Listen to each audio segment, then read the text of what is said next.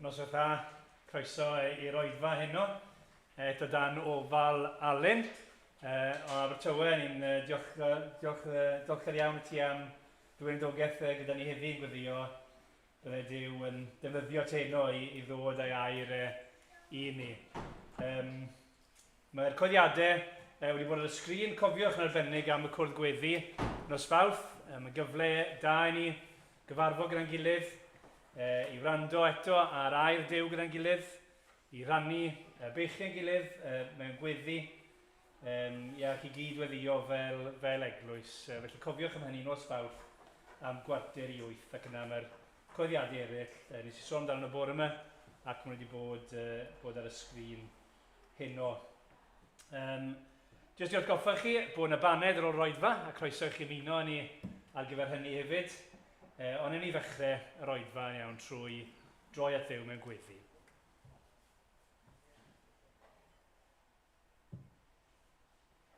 A drwy Dduw, ni yn gweddio nawr y bydde di yn difrifoli ni wrth ni feddwl am yr hyn yn ni wneud. Bod ni'n dod i addoli y Duw byw. Yr un sydd ar ei orsedd yn trefnu bob peth sydd o dragwyddoldeb i dragwyddoldeb. Ac arwydd ni'n gweddio wrth i ni daddoli di, bydden ni yn cael atgoffa o bwy wyt ti. Ac felly pwy i ni. A ni'n diolch i ti bod ni'n dod hefyd at Dduw sydd yn bersonol. At Dduw, ni hyd yn oed yn gallu galw yn dad i ni. Ac arwydd ni'n gweddio heno wrth i ni addoli. Bydden ni ddim yn unig yn ymwybodol o dy fawredd di, dy gyfiawnder di. Ond bydden ni hefyd yn ymwybodol fod ti'n Dduw personol i ni, sydd yn dymuno rhoi pethau da i ni. Arglwydd ni'n gweddio yn dy ras. Bydde di yn presynoli dy hun yma gyda ni. Fel bod ni'n ymwybodol ar ddiwedd yr Oedfa bod ni wedi cyfarfod gyda'n Duw ni. Arglwydd, bydd gyda Alun felly, bydd gyda ni wrth i ni addoli. A byddai'r cyfan mwyn clod y gogoniant i'r arglwydd Iesu Grist. Amen.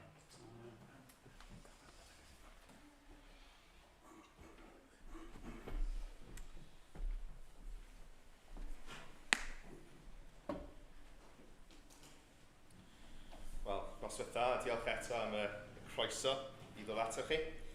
Mae gennym fi'r papur yma yn sownd yn fy nwylo heno, fyddai'n cofio beth yw'r emynau.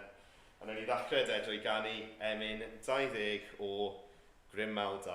Deion ni ganu am afon mor gref, cariad yw Duw. Lifodd o galon ein tad yn y nef, atom i fyd dynol rhyw. Cariad mor rhad, cariad a'i gartref yn mynwes y tad. Wnawn ni sefyll a chanu gyda'n gilydd.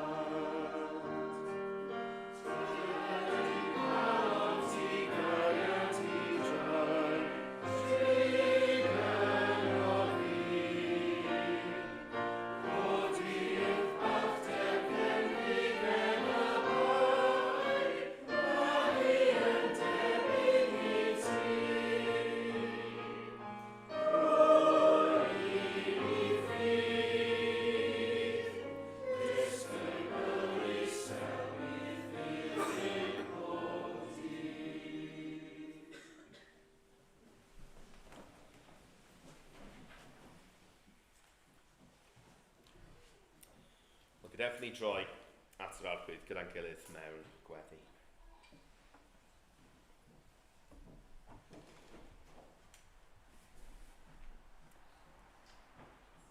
O Dduw ein Tad, ni'n diolch i ti eto bod gynnon ni'r fraint yn awr o ddod ger dy brondi.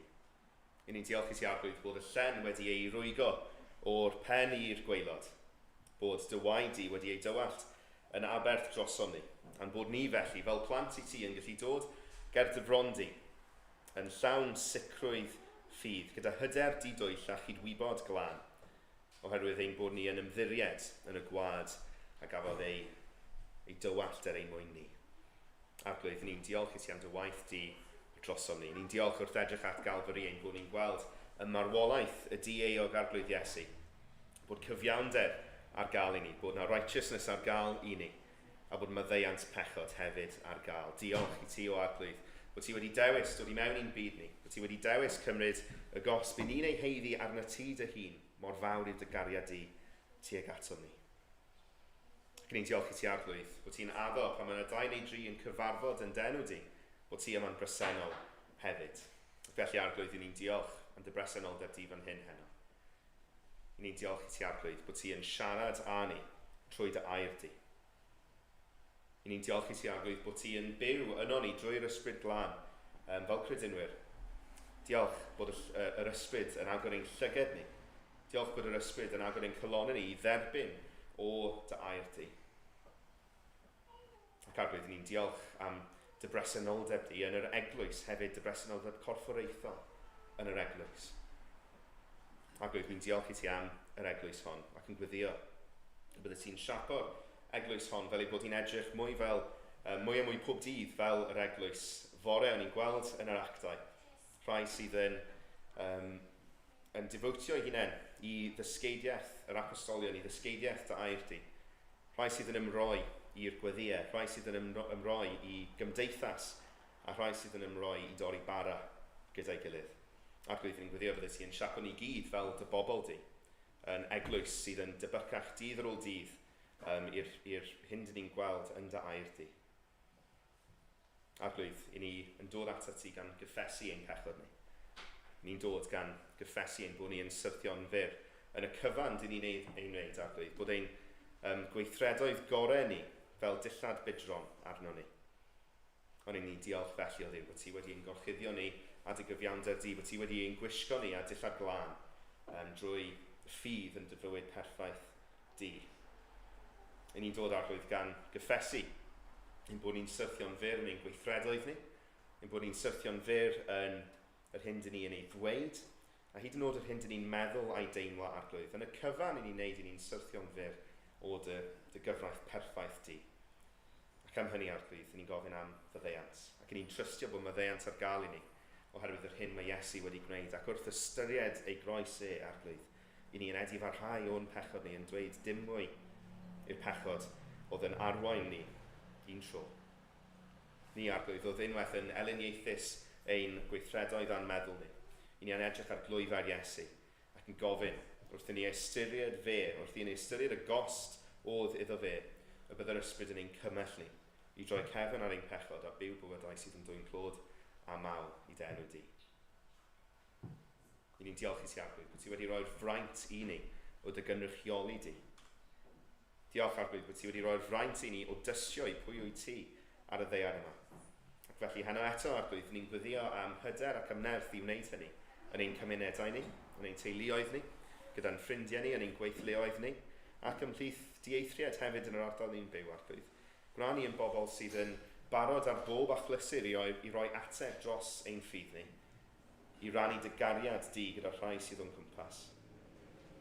Diolch arglwydd bod ti yn holl bwerus ac yn abl i achub pwy bynnag ti moyn, unrhyw ffordd ti moyn. Diolch bod ti wedi dewis roi'r fraint i ni o allu fod yn dystion, o allu cyhoeddi yr efengil i'r rhai sydd o'n cwmpas ni. I ni gofyn heno arglwydd wrth i ni agor dair di a bydde ti yn siarad â ni. A bydde ti yn ymwneud â ni arglwydd. A bydde ti yn agor ein llygad ni i weld yr hyn mae dair di yn ei ddweud. Ac am hynny arglwydd, a bydde ti yn derbyn clod a mawl oherwydd y rwyt ti'n deilwng o'r holl glod, yr holl mawl a'r holl gygoniad. A ni'n gofyn hyn i gyd yn enw sanctaidd yr arglwydd Iesu. Amen. Oedd y ganon ni ein emyn nesaf ni gyda'n gilydd o'r atodiad emyn rhif 17. Dyma gariad pwy a'i treitha, anchwiliadwy ydyw ef. Dyma gariad i'w ddyfnderoedd, byth ni threiddia nef yn nef. Dyma gariad gwyd fenaid, i'w holl bethau gwael y llawr. Dyma gariad wna'n ganu yn y bythol wynfyd wawr. Nw'n ni sefyll a chanu gyda'n gilydd.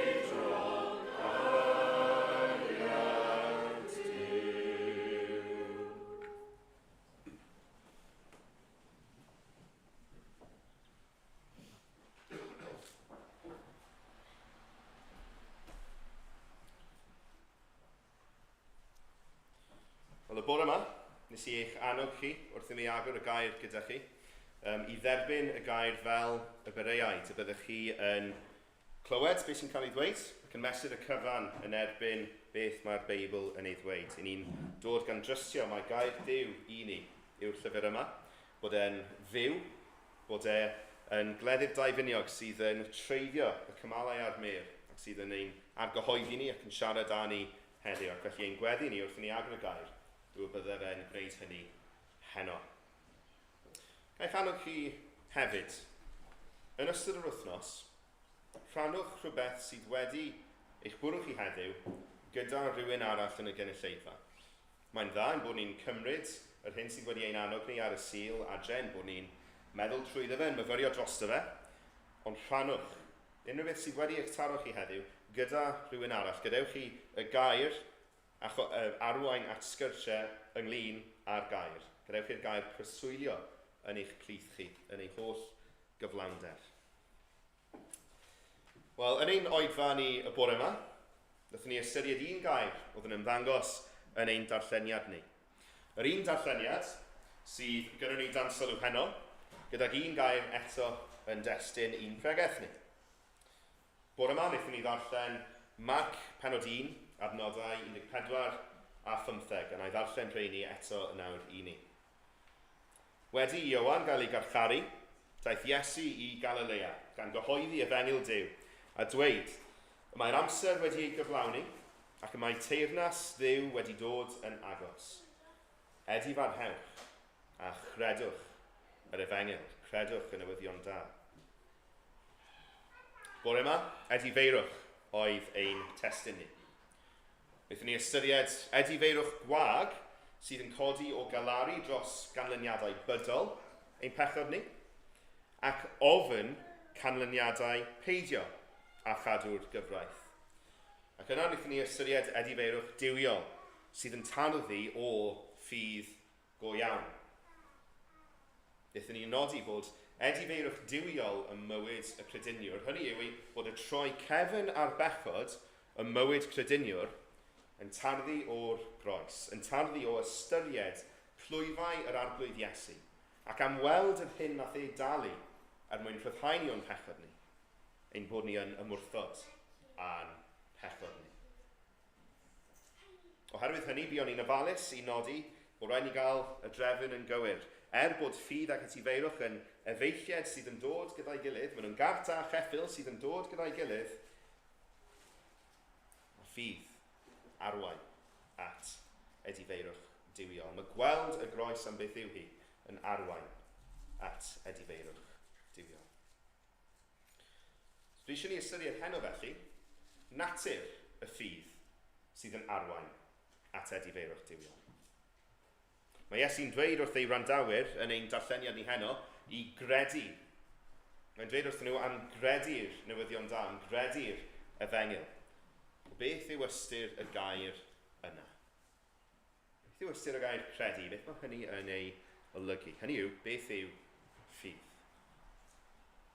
Believe yn Saesneg, pisteo yn y Groeg, ac yn llythrennol ystyr y gair pisteo, neu to believe, credu, yw i ymddiried yn rhywbeth, neu i roi ein hyder ni mewn rhywbeth. Mae Iesu'n dweud wrth ei randawyr am gredu'r efengyl. Hynny yw i ymddiried, i roi ei ffydd, i roi ei hyder nhw yn yr efengyl, yn y newyddion da. Beth mae hynny'n ei olygu?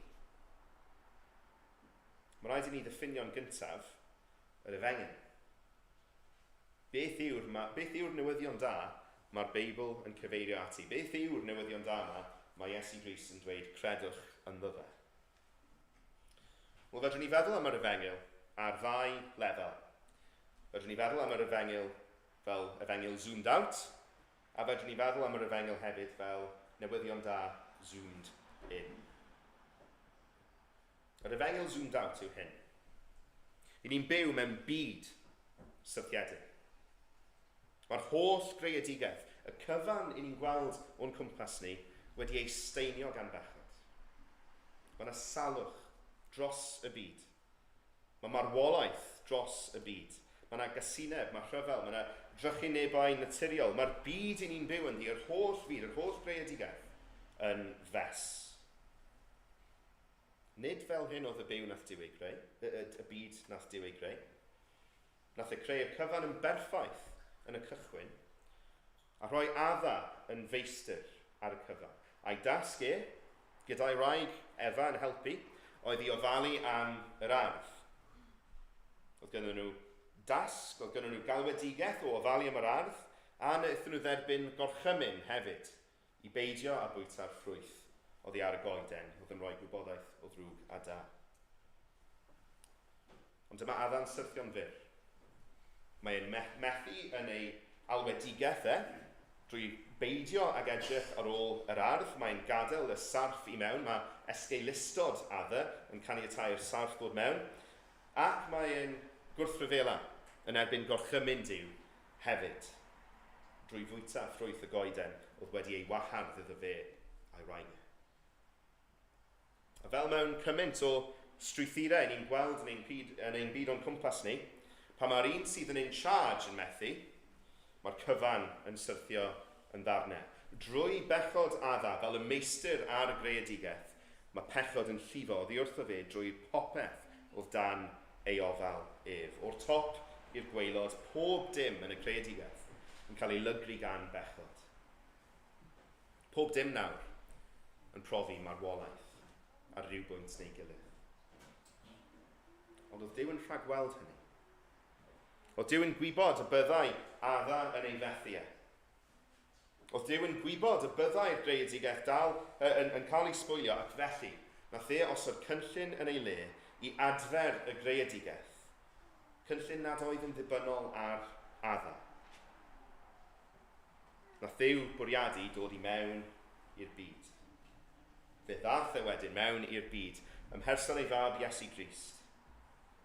Mae'r Beibl yn dweud wrthyn ni, gwelodd Duw yn dda yw holl gyflawnder breswylio ynddo fe yn yr arglwydd Iesu, a thrwyddo ef, ar ôl gwneud heddwch trwy ei waed ar y groes, i gymodi pob peth ag ef ei hun. Y pethau sydd ar y ddaear a'r pethau sydd yn y nefoedd. Fe benderfynodd Duw y bydde fe'n adfer yr holl greadigaeth, yn cymodi ei greadigaeth, yn dadwneud mes adda, drwy ddod i mewn i'r byd, drwy farw ar groes, cael ei gladdu mewn bedd, ac atgyfodi o'r neirw. Drwy godi eto'n fyw o'r bedd, dyma fe'n di-arfogi pwer marwolaeth dros y greadigaeth, yn tynnu gafael angau oddi ar ei greadigaethau, fel ei fod e ar y diwrnod olaf yn adfer y cyfan mewn creadigaeth newydd, nefoedd a deiar newydd, lle nad oes marwolaeth mwyach. Lle mae'r Beibl yn dweud wrthyn ni bydd y blaidd yn cyd-fyw ar oen, a'r llewpart yn gorwedd i lawr gyda'r myn gafr, bydd y llo a'r llew ifanc yn pori gyda'i gilydd, a bachgen bach yn gofalu amdanyn nhw, fel mae'r proffwyd Eseia yn ei ddweud. Yr Efengyl, y newyddion da, zoomed out, i bod Duw yn mynd i adfer y greadigaeth gyfan. Ac bod ni nawr yn byw mewn byd syrthiedig, mae yna byd perffaith i ddod. Beth yw ein rhan ni yn y dyfodol yma? Wel, dyma ni'n dod i'r Efengyl zoomed in. Craidd, calon yr Efengyl.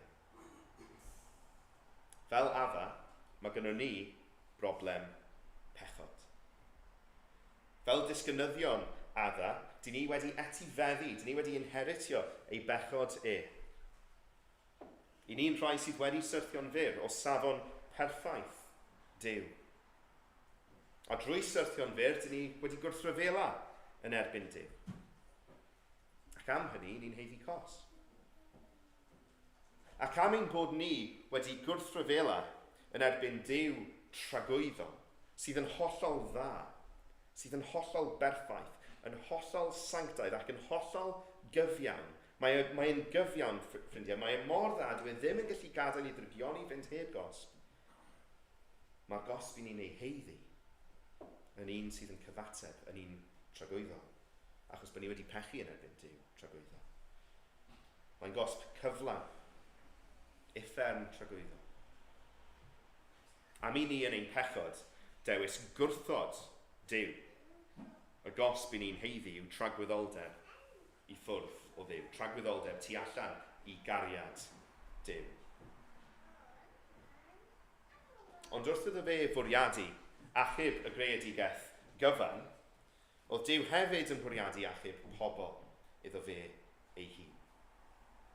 Nath benderfynu y bydde fe'n achub pobl o'r gosb, achub pobl o'i pechod nhw, mwyn iddyn nhw ymuno gyda fe yn y greadigaeth newydd sydd i ddod, yw addoli fe am byth, mewn byd lle nad oes dagrau hyd yn oed, i fwynhau ei bresenoldeb am byth. Mae Duw wedi gwneud ffordd i ni gael ein hachub eto drwy ddod i mewn i'r byd, byw bywyd perffaith yn ein lle ni, marw ar y groes yn ein lle ni, ac atgyfodi o'r bedd, mwyn ein rhyddhau ni hefyd o afael marwolaeth. Yr Efengyl zoomed in i bod modd i mi gael cyfiawnder, righteousness gerbron Duw, drwy gredu y mywyd perffaith Iesu Grist. Os yw'n rhoi fy ffydd y mywyd perffaith yr arglwydd Iesu, mae e'n cyfri ei gyfiawnder i mi.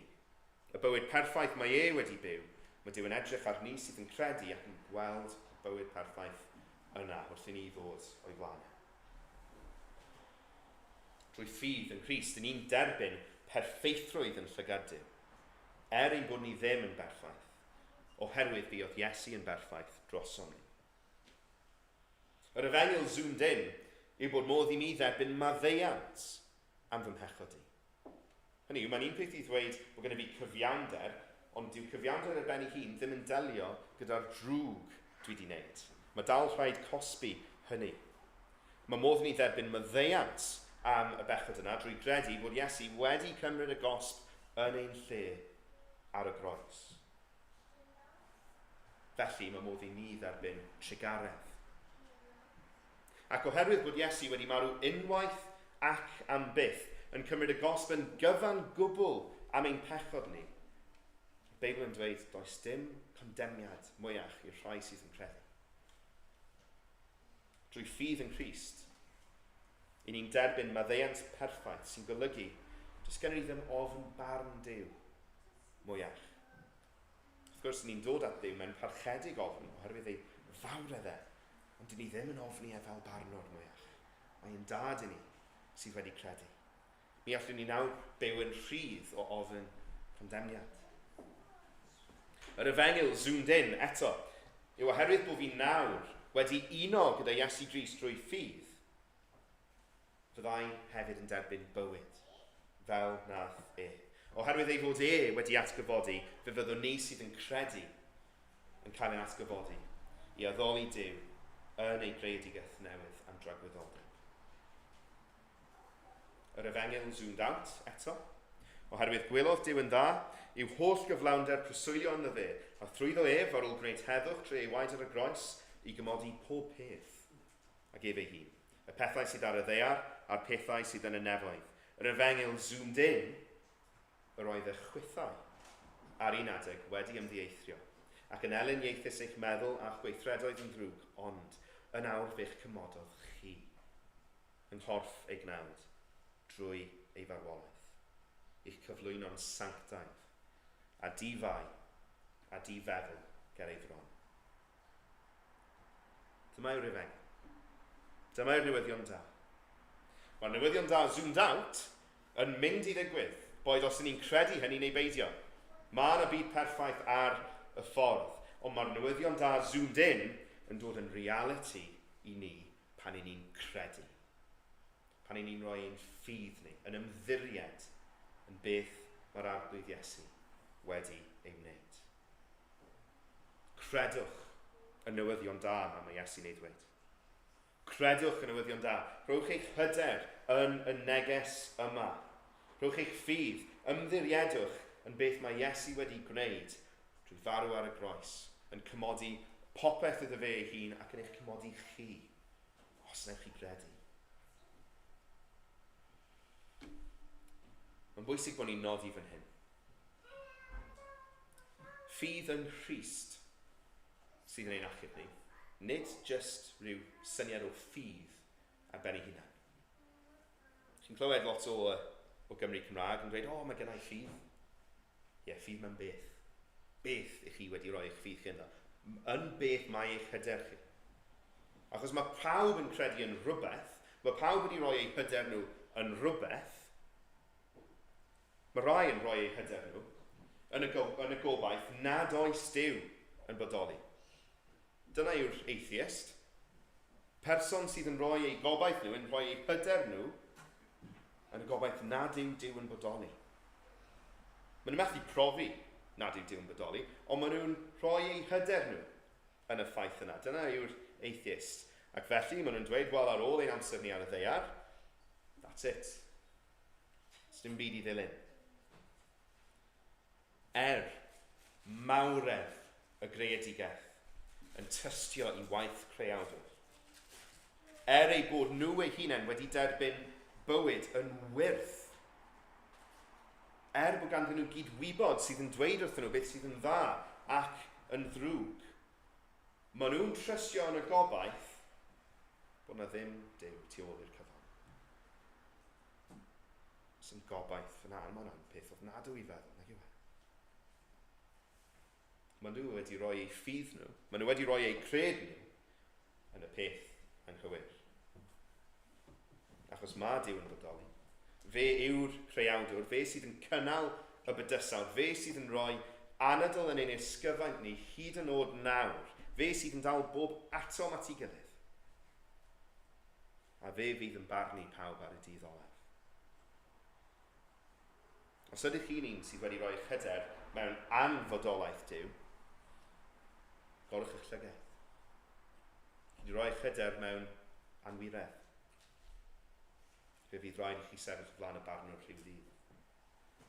Mae rhai eraill wedyn, wrth feddwl am eu perthynas nhw gyda Duw, yn rhoi ei ffydd ynddyn nhw eu hunain, yn yr hyn maen nhw wedi ei wneud. Os ydw i'n byw yn dda, os ydw i'n byw yn foesol, fe fydd hynny'n gwneud fi'n derbyniol yn llygad Duw. Maen nhw'n rhoi eu hyder nhw yn nhw eu hunain. Ond mae'r bobl yma eto wedi rhoi ffydd nhw yn y peth anghywir. Mae Duw yn hollol sanctaidd, a dim ond sancteiddrwydd perffaith sydd yn dderbyniol yn ei lygad e. Unrhyw beth llai na perffaithrwydd ar ein rhan ni, os ydyn ni'n rhoi'n hyder yn ni'n hunain, y barn sydd o'n blaen ni. A nid jyst perffaithrwydd o ran be ni'n neud, ond perffaithrwydd o ran be ni'n dweud, o ran beth ni'n meddwl, o ran beth ni'n teimlo.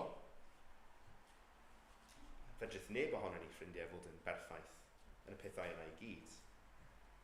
Mae hyd yn oed ymdrechion gorau fi yn amherffaith. Mae hyd yn oed ymdrechion gorau fi yn syrthio'n fer o'r safon yna o perffaithrwydd mae Duw yn mynnu os ydyn ni eisiau bod yn iawn o'i flaen e.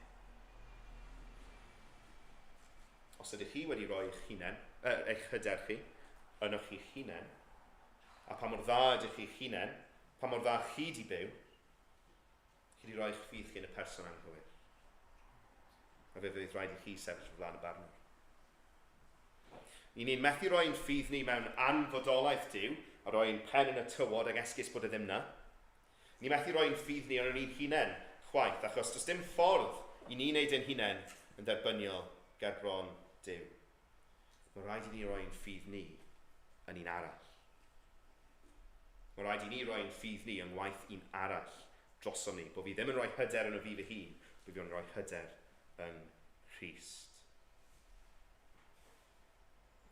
Mae rhaid i ni roi'n hyder ni mewn rhywun sydd yn addo cyfiawnder perffaith i ni, ac sydd yn abl i roi cyfiawnder i ni, mwyn i ni allu sefyll yn derbyniol ger bron Duw.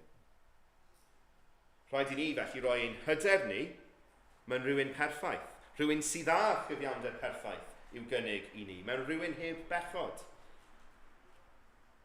Dim ond person perffaith sydd yn gallu cynnig cyfiawnder perffaith i ni.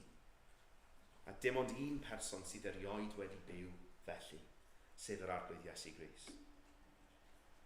Mae'r Beibl yn dweud wrthyn ni yn blaen bod yr arglwydd Iesu heb bechod, ond edrychwch chi dros eich hunain, darllenwch am ei fywydau. Darllenwch Matthew, Mark, Luke a Ioan, darllenwch nhw, ac edrychwch fe welwch chi yn wir, dyma ddyn di-eog. Mi oedd e'n berffaith. Mae rhaid i ni roi'n hyder ni mewn rhywun sydd yn addo myddeiant, os y'n ni'n ymddiried ynddo fe, ac sydd yn abl i'n faddau ni hefyd.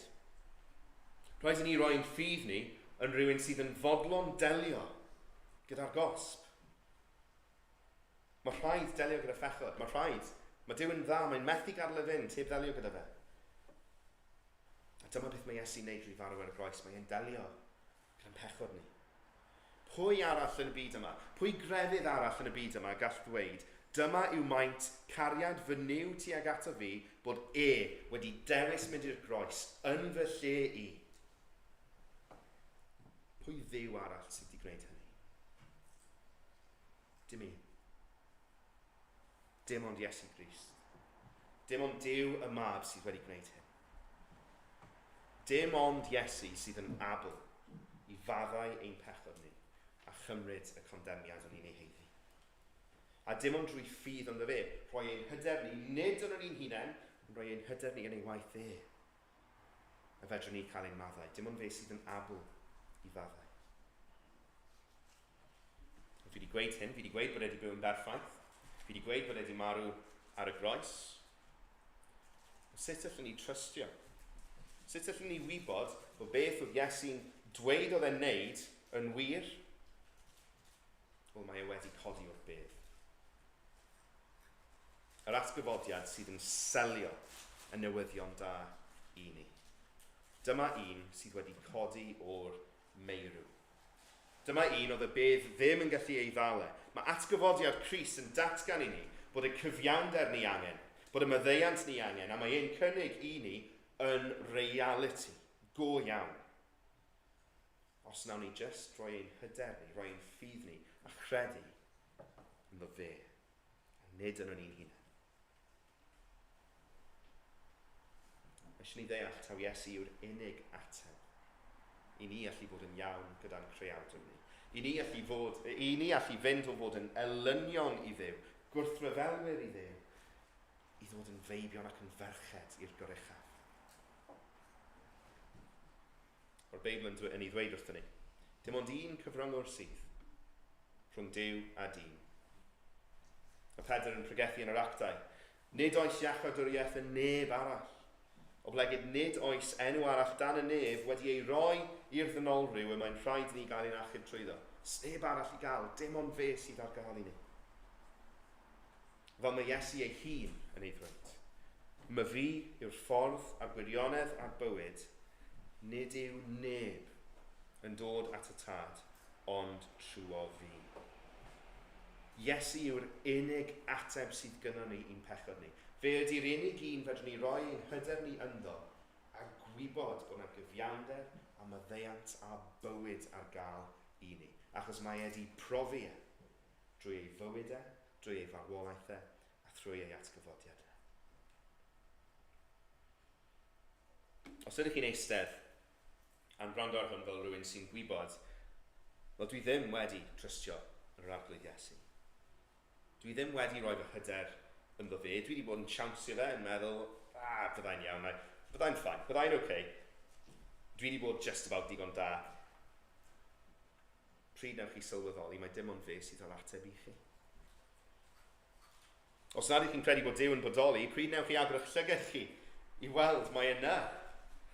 Mae yna. Drychwch ar y bobl yn y stafell yma, drychwch ar y ffordd mae wedi newid i bywydau nhw. Mae yma. Pryd nawch chi sylweddoli bod chi'n gofod sefyll o'i flan. Os ydych chi'n credu bod Duw yn bodoli, ond bod chi wedi bod yn ymddiried yn eich hunain mwyn bod yn iawn gyda fe, pryd nawch chi droi at Iesu Grist. Pryd nawch chi gydnabod byddwch chi byth digon da. Små na'n neges mae'r byd yn hoffi i glywed na. Byddai byth digon da. Ond mae wedi bod yn berffaith droso fi. Pryd nawch chi sylweddoli, mae'n y ffordd i chi allu nabod Duw a ddod i mewn i'w bresenoldeb wedi eich derbyn yn llwyr. Mae'n hollol binary, ffrindiau. 1 neu 0. Naill ai barn neu derbyniad llwyr. Fel plentyn. Ynghariad y tad. Mond i chi roi hyder chi nid yno chi, ond yn Christ. Os ydych chi'n credu yn yr arglwydd Iesu, os ydych chi yma fel un sydd yn gwybod, dwi wedi rhoi fy hyder i yn Iesu Grist. Mae ystyried be ni wedi bod yn gwneud heddiw yn rhoi hyder i ni. Mae'n rhoi cysur i ni. Sa'n gwybod amdano chi, ond ar sawl achlysur yn y 7 mlynedd dwi wedi bod yn cerdded yr arglwydd, dwi wedi stryglan gyda sicrwydd ffydd. Sut ydw i'n gwybod bod Duw wedi caru fi? Fi'n credu bod Iesu wedi byw, wedi marw ar y groes, wedi atgyfodi, fi'n credu hynna i gyd. So fi'n gwybod bod wedi dewis fi. Nid oherwydd maint ein ffydd ni. Nid oherwydd pa mor gryf yw fy ffyddi o ddydd i ddydd. Nid oherwydd maint yr hyder sydd gyda fi yn Iesu Grist. Gaf i ddim sicrwydd os dwi'n edrych at y fi fy hun. Os dwi'n edrych at faint o ffydd sydd gen i mwyn i mi gael sicrwydd o fe achubiaeth i, dwi'n edrych at pechadur, shaky, gwan, blinedig, sydd o'i llygad e'n disgyn o'r groes, mor aml.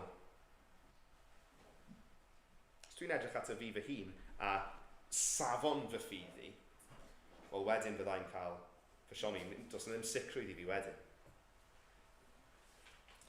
Mae yna demtasiwn i ni i bwysleisio'r peth anghywir pan ni'n meddwl am ffydd. Fi'n credu taw fy ffydd sydd wedi achub fi, Nid gweithredoedd fi sy'n achub fi, ffydd sydd yn achub, ond dwi'n gallu pwysleisio'r peth yn anghywir. Y ffaith mai fi sy'n credu sy'n gwneud fi'n iawn gyda Duw. Chi'n gweld y pwyslais fyna bod fi'n pwysleisio fy hun wrth feddwl am sicrwydd. Os na gofyn chi unrhyw beth arall o'r bregaeth yma, plis cofiwch y pwynt nesaf yma. Os ydych chi'n, fel Cristion, yn edrych i chi hunan mwyn cael teimlad o sicrwydd o'ch achubiaeth chi, rhyw ddydd, fe gewch chi'ch sioni. Falle caiff eich ffydd chi siglo. Falle newch chi brofi am heion. Falle newch chi boeni bod fi ddim di farhau digon. Falle newch chi boeni bod gennych chi ddim digon o ffydd. Mae'r broblemau yma i gyd yn rhai sydd yn codi drwy edrych ar o'n ni'n hunain. Maen nhw am yr hunain. Os ydw i eisiau sicrwydd cyflawn bod fi'n hollol ddiogel am dragwyddoldeb ac yn edrych ar rhywbeth yno fi, dwi ar shaky ground. Achos does dim sicrwydd watertight yno fi.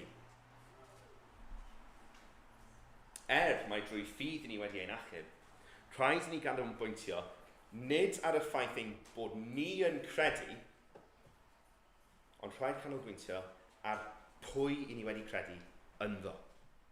Mae rhaid i ni ganolbwyntio ar wrthrych ein ffydd ni. Nid safon ein ffydd ni, nid faint o ffydd sydd gyda ni, ond yr un ni'n credu ynddo. Achos pan dwi'n codi fy llyged o fi fy hun, ac yn edrych at yr Iesu wedi ei groeshoelio, wedyn mae'n y ryddhad. Wedyn mae'n y sicrwydd, achos mae e wedi marw. A dwi'n edrych ar y groes a dwi'n gwybod fi oedd yn heidi fod yna, ond nath e farw yn fy lle. Mae e wedi rhoi ei hun yn aberth, unwaith ac yn byth. Mi nath e fyw bywyd perffaith. Fe nawr yw fy nghyfiawnder i. Fe yw fy mhrynedigaethu. Dwi'n gallu bod yn hollol sicr, nid oherwydd faint y ffydd sydd yno fi, neu safon yn ffydd, neu dyfnder yn edifeirwch ni. Na, fi'n gallu bod yn hollol sicr bod fy NID yn gwbl ddiogel am byth, oherwydd safon yr un dwi wedi credu yn. Oherwydd gwrthrych ein ffydd ni. Fel mae'r awdur i'r Hebreaid yn ei ddweud, meddyliwch amdano ef. Fe a oddefodd y fath elyniaeth ato ei hun gan bechaduriaid, rhag i'ch chwi flino, neu ddigoloni. Smôr awdur i'r Hebreaid yn dweud pan ych chi'n blino ac yn digoloni, edrychwch chi hunain. Edrychwch chi i'r ffydd sydd yno chi. Na, mae'n dweud, os ydych chi'n blino neu'n digoloni, edrychwch ato fe. Cofiwch be mae wedi gwneud. Y groes eto yw ein cymhelliant ni yn y cyfan. Eich annog chi, os ydych chi wedi stryglan gyda sicrwydd a chybiaeth, codwch eich llyged chi o'ch eich hunain at wrthrych eich ffydd chi. Ystyriwch yr un chi wedi credu ynddo. Codwch eich llyged at awdur a phyrffeithydd eich ffydd chi. Llyged arno fe. Pidwch edrych i chi hunain am unrhyw beth. Pidwch roi eich hyder yn eich hunain. Pidwch roi eich hyder chi yn yr hyder chi wedi roi yn Crist. Rhowch y cyfan arno fe. Ffydd, hyder, cred, pob dim, codwch eich llyged ato fe. Dech ni wedi.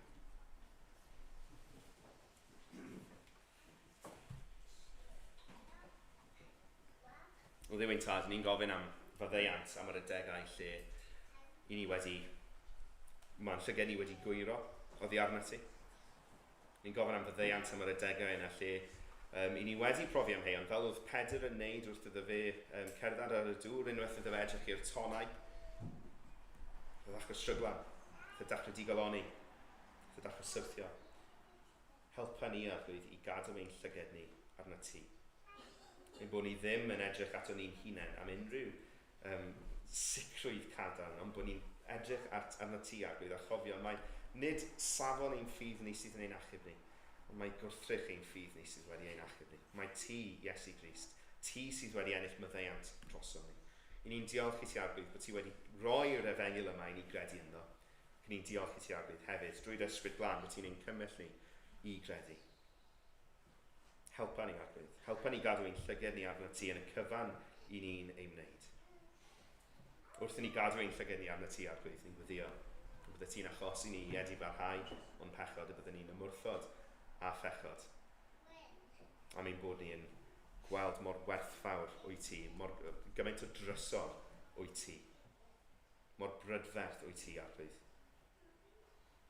Ni'n gweddio bydde ti'n cadw ein llyged ni arno ti yn y cyfan, yn gofyn hyn yn enw sanctaeth di. Amen. Fe ganwn ni ddwy emyn i orffen ar ôl i gilydd back to back. Emyn 58 o'r atodiad ac yna emyn 64 o'r llyfr Emynau. Yn Iesu Grist mae ngobaith llwyr, un unig bledia fi, gwawd y byd fy rhyddid yw, yr iawn ar gael fyr un, yn ei sefyll a chanu gyda'n gilydd.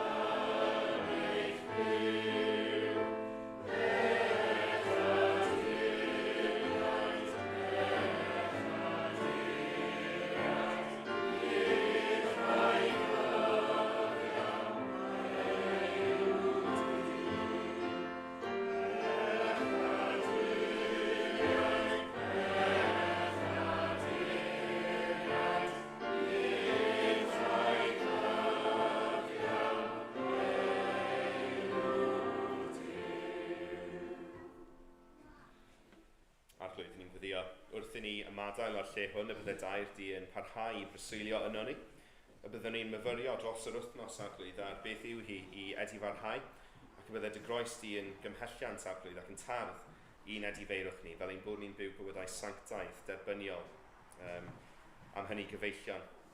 Wrth feddwl am dosturiaethau yr arglwydd, offrymwch eich bywydau chi yn aberth byw derbyniol ger bron yr arglwydd. Ni'n gweddio bydde hynny'n wirionedd i ni wrth feddwl am y dosturiaethau nes di ddangos i ni arglwydd ar Galfari. Ni'n gofyn hefyd o Dduw pan mae ansicrwydd yn ein bwrw ni, y byddwn ni ddim yn edrych at ein hunain i ceisio dod o hyd i grau gadarn, ond y byddwn ni'n edrych at y ti. Y byddwn ni'n cofio'r hyn ti wedi gwneud, ac y byddwn ni'n ymddiried eto yn dy waith di droson ni. Ni'n diolch am dy ras tuag ato ni arglwydd. Diolch bod ti wedi ymwneud â ni heddiw, ac yn gofyn bendith dros yr wythnos sydd yn dod, yn enw sanctaeth ti. Amen.